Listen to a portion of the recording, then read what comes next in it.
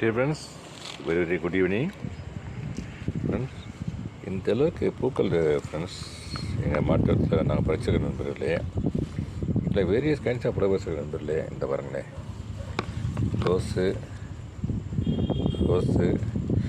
அடுக்கு செம்பருத்தி,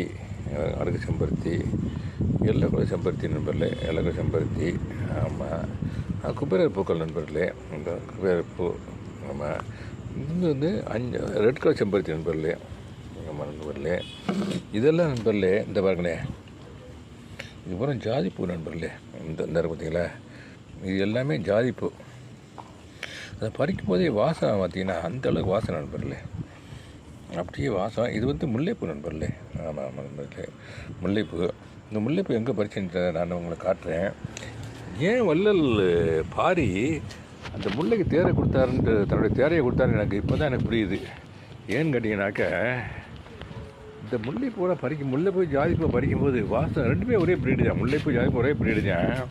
இந்த முல்லைப்பூக்களை பறிக்கும்போது வாசம் கம்மன்னு வந்துச்சு நண்பர்களே.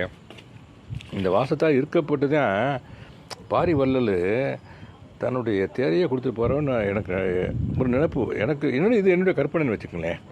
ஏன்னா அந்த பூக்களெல்லாம் பறிக்கும்போது எனக்கு அங்கே வச்சுருக்கேன். அந்த பூக்கள்லாம் அங்கே இருக்குது பறிக்க அந்தளவுக்கு ஒரு வாசம் வந்துச்சு நண்பர்களே. இந்த ஜாதிப்பூ அங்கே இருக்குது. இது பூரா முல்லைப்பூ நண்பர்களே. ஆமாம் நண்பர்களே, இங்கே பாருங்கள், ஸ்டார்ஸில் வானத்தில் இருக்க நட்சத்திரங்கள் மாதிரி அப்படியே ஜொலிக்குது நண்பர்களே.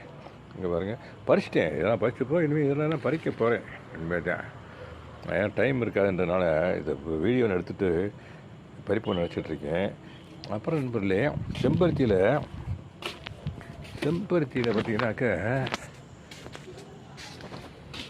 இந்த பாருங்களேன், இந்த பிங்க் கலர் செம்பருத்தி தான் பாருங்கள். இந்த பிங்க் கலர் செம்பருத்தி எப்போதுமே நானும் கவனித்து பார்த்துருக்கேன் நண்பர்களே. ரொம்ப நாளாக கவனித்து பார்த்துருக்கேன். இது மலர்றது காலையில் ரொம்ப லேட்டாக தான் நண்பர்களே மலருது. 9 o'clock மேலே தான் மலருது. ஒன்று படிச்சிட்றேன்.